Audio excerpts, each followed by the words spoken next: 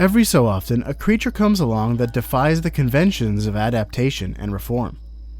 Such creatures cling to the tried and true, and subsequently resemble relics of a bygone age. One prehysterical-looking bird resembles something more akin to its dinosaur ancestors than its crane cousins. Some call it stagnation, but this frightening feathered behemoth calls it sticking to proven methods. But nature is all about function over form, and when you find a look that works, you stick to it, in life, death, and taxonomy. Welcome back to Life, Death, and Taxonomy. It's 30 minutes of interesting animal info for you. For you, the listener. I'm not the listener because I'm Joe. And I'm Carlos. And today we're talking about a weird-looking dinosaur-esque bird that looks like it may have been drawn by a 4th grader. It's fun. But more on that later. But yeah, it's the shoebill.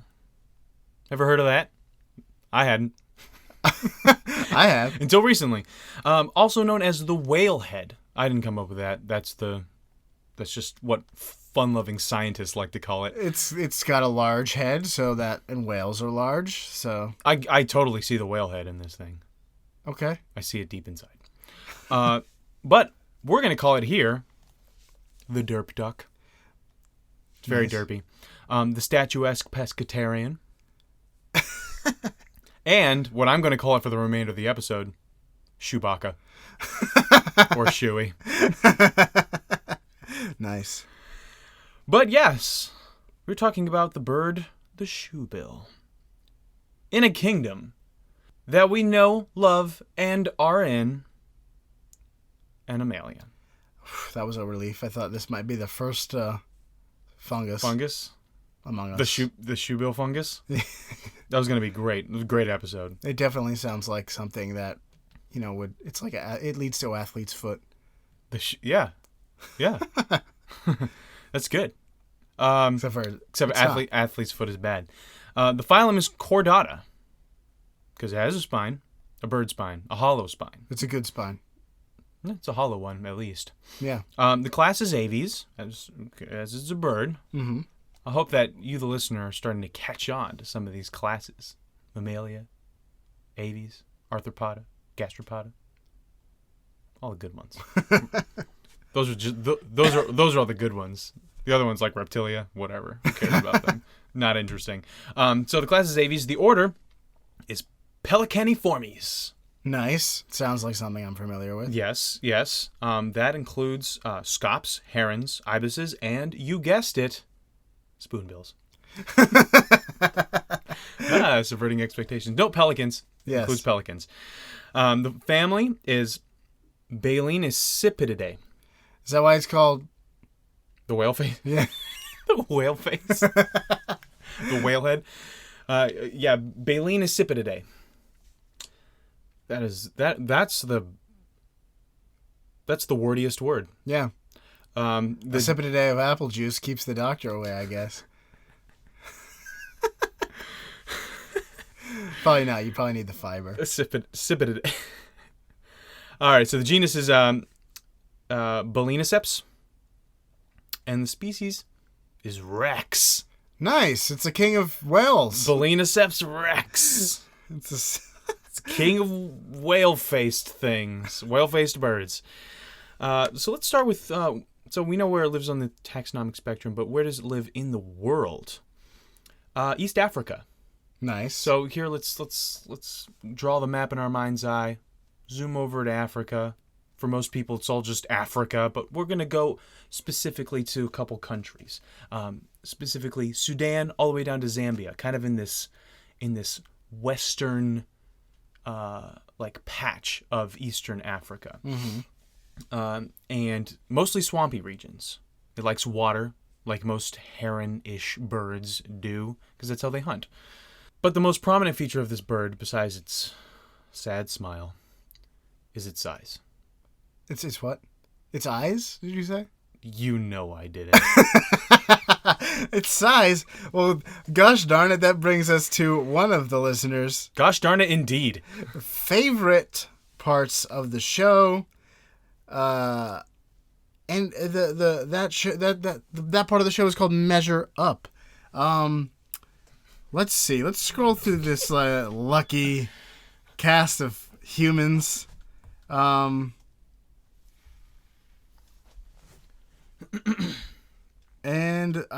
this episode, or this episode within an episode, is brought to you by one of you, the listeners.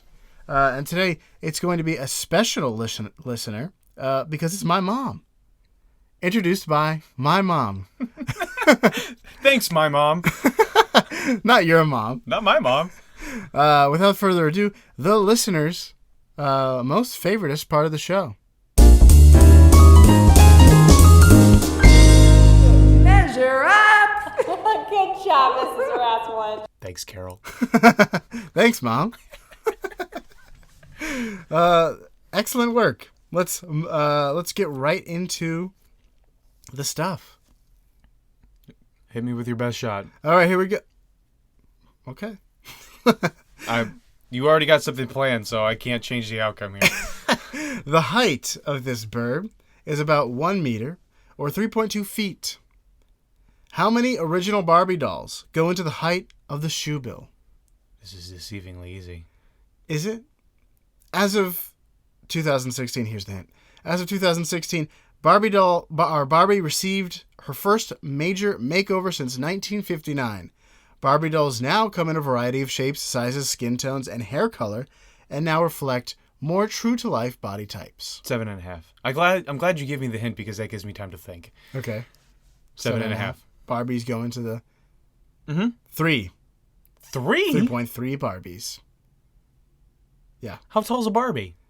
It's about 11.5 inches. Oh, I thought they were 6 inches. No. Or 7. I was going to say almost 7 a foot. inches. That's a lot taller than I thought, too. Yeah, I didn't think they were almost a foot long. I just gotta learn what a foot is in my mind's eye. Isn't it like... I don't know. The forearm? You know when the last time I held a Barbie was? Last week. And it wasn't... That is long. It's a long doll. Anyway, moving on to wing... You got that wrong quick. Yeah, that moving was on good. to wingspan. I got the easy one wrong really fast. Their wingspan is longer than LeBron James, which it can be as much as 260 centimeters, or 8.5 feet. How many buffalo chicken wings go into the wingspan of a shoebill? What? Yeah. Buffalo chicken wings. The Chicago... That's an unacceptable unit of measurement because it changes. Well, here's the hint, and it can help. The Chicago Tribune estimated the length of the average chicken wing in an article revealing that 1.25 million chicken wings were eaten on Super Bowl Sunday in 2016. In true #MeasureUp fashion, they also inform readers that many wings could stretch from, quote, CenturyLink Field in Seattle to Gillette Stadium in Foxborough, Massachusetts, almost 28 times. So the measurement of the wing came from the Chicago Tribune. And also, if you know how far CenturyLink Field is from Gillette Stadium, you can figure this out. If I can guess what the average length of a buffalo, a traditional or boneless? Traditional. Of course. All right. So most wings are about what? What is this? 4 inches? 5 inches? I think that's about 5 inches. I'm gonna say 4 inches. And 8.5 feet. Yeah. So the thing that you just did with your hands to like put in your mind's eye, that's a lot bigger than I thought. Really? But no, that's it's about closer to what I thought than is the Barbie doll. The truth. Oh, okay. No, I mean, yeah. All right. So if it's 4 inches, then 3 of them go into a foot, and then we're talking about 8.5 feet here. Yeah. So we're looking at 25.5 buffalo chicken wings. The correct answer is 29 wings because it is 3.5 inches long. But considering the fact that they changed, there's probably plenty of wings. Yeah, Therefore, that is an unacceptable unit of measurement. I stand by I'll that. count that as a win. I count. Yeah. Yes, me too. Well, I gave you the who estimated it and everything. I cited my sources. 3.5 according to reputable sources. Who estimated? Each chicken wing is an individual snowflake. Anyway. The fact that you would try to generalize it is insulting to me. And chicken wings all over. Well, that brings us to the end of Measure Up. All right, well, then that brings us back to the interesting part of this show, which is the bird. Not according to listeners polled, but I think this is pretty interesting, too. All right, so we've established that this is a big boy. It's a big, gray boy. Yeah. So imagine a heron. We've already got most of the picture painted here. Yeah. So imagine tall heron. It's gray all over, and it has like Russell Crowe sad eyes. That kind of like... It is kind of like a rustled crow.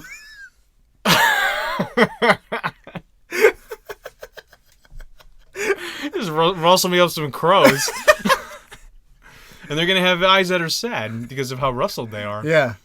And he just looks world weary in the eyes. It looks world weary, but if it like puts its head down, it looks like it's got a death stare.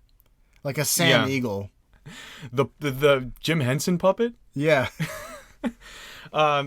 So he has, like I said, gray feathers all over, and he has a small alfalfa tuft at the back of his head, which is like kind of cute. What's his name? Kevin the bird from Up? Yeah, not like that, because that has like 3 antennae or something like that, if I remember right. This one just has like a little tuft of feathers, like a cowlick. Like a cow licked it in the head, and it just kind of formed in this spike behind it. It doesn't look like it's on purpose. Right. It looks like it's a rustled crow. Yeah, it looks like a very rustled crow.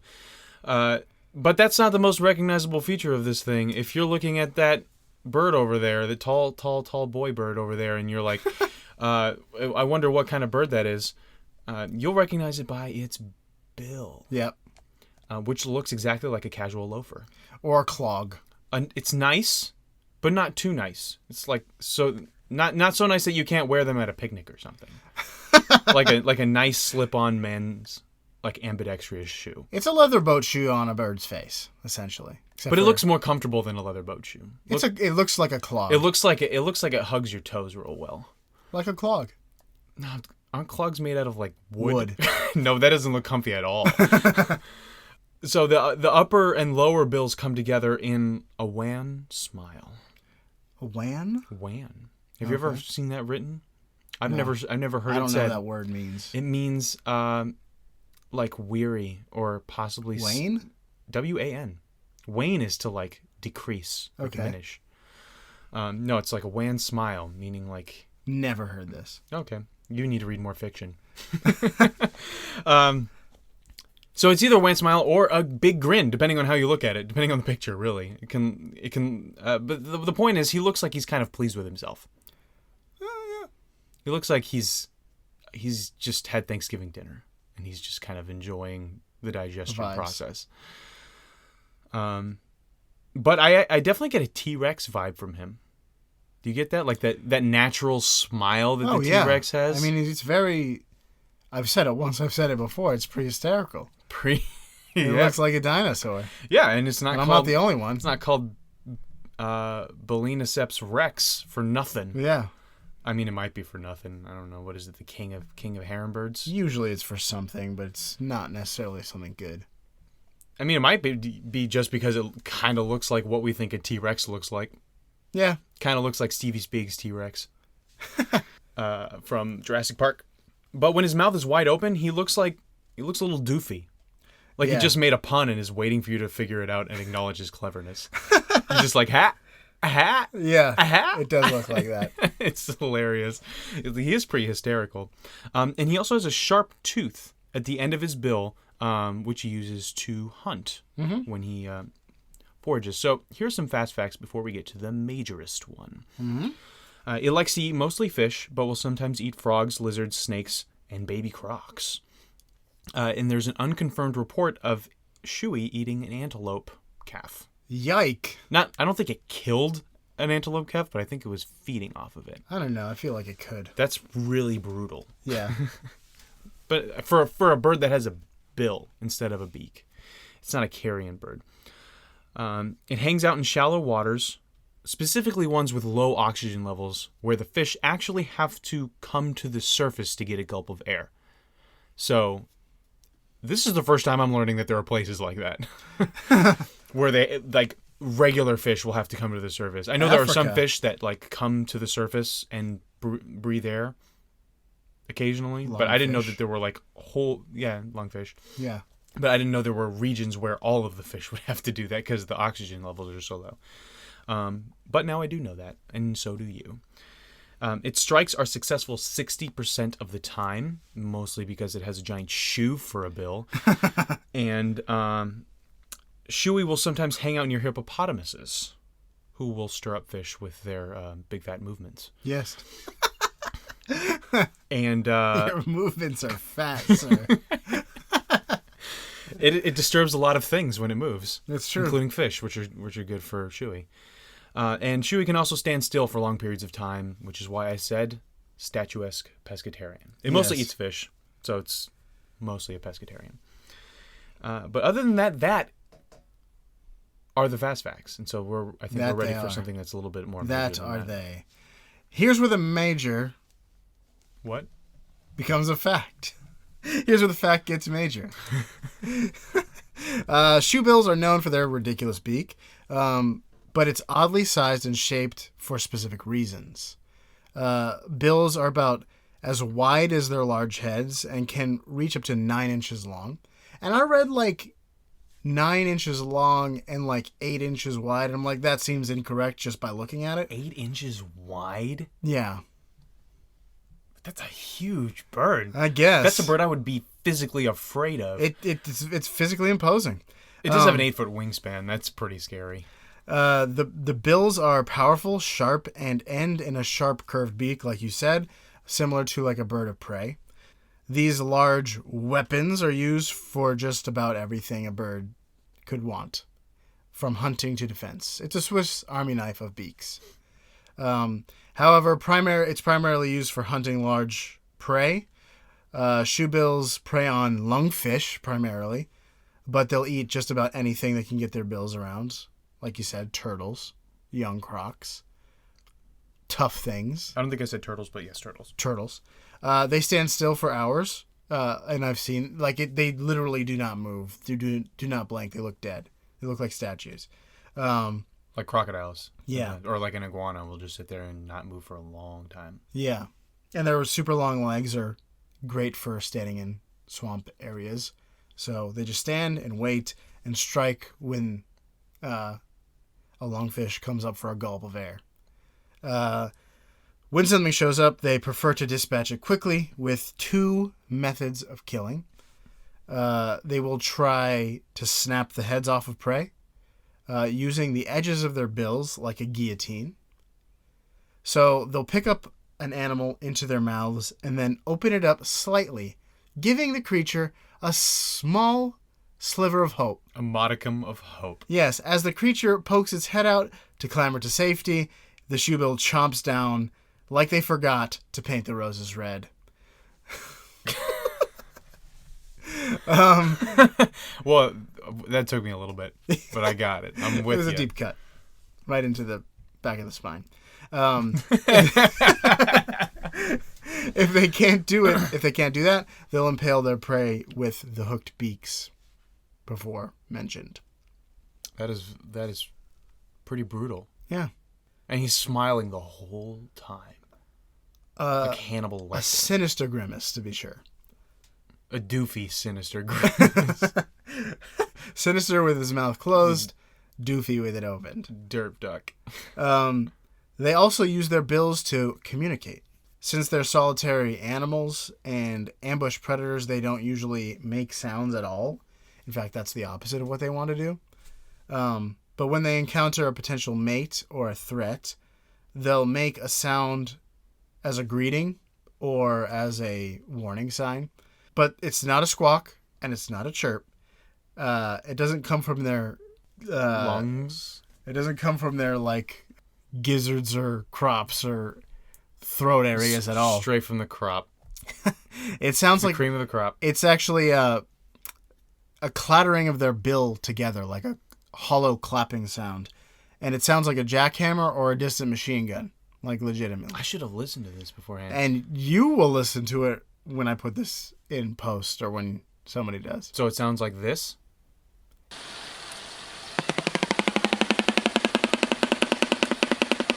It sounded just like that. Perfect. Because that was that. I also want to point out that I too communicate through bills exclusively. Me and the Florida Power and Light.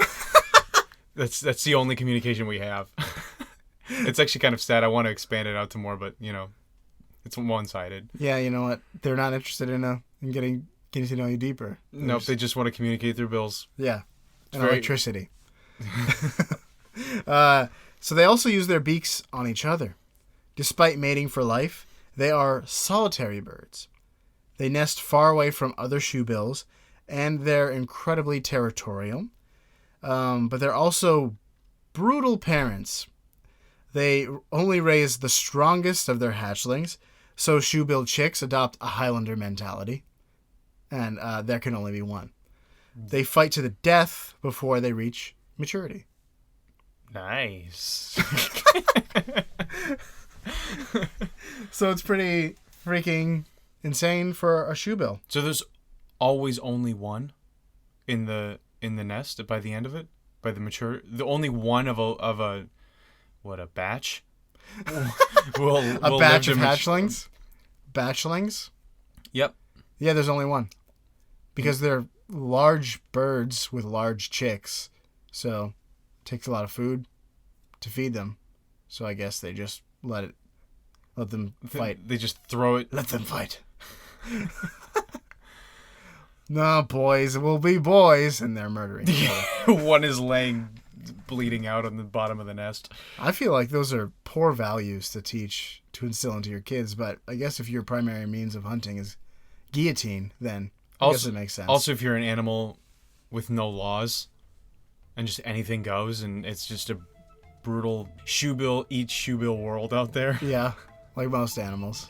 Yeah, you gotta teach them to be tough cookies, Yeah, I guess then it's the best thing to instill in your children. Is survival of the fittest. You mean your child, Yeah. the one that hasn't bled to death? Well, your children of different batchlings. different batchlings. Yes, Very true.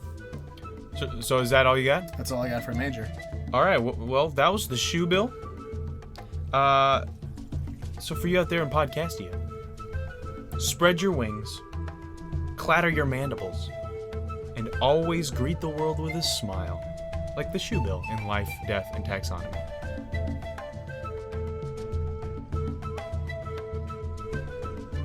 Birds of a feather flock together, so why not flock on over to your local podcast app and leave LDT a review.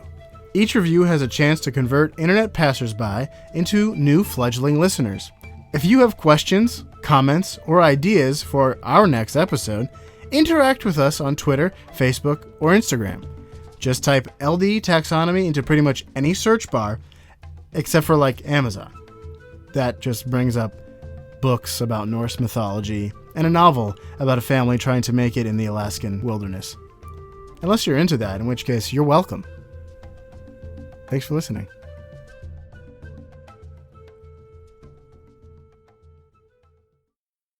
I feel like I was born, adaptation and reforms. Evolving everything I loved, and the worst part is... Exactly.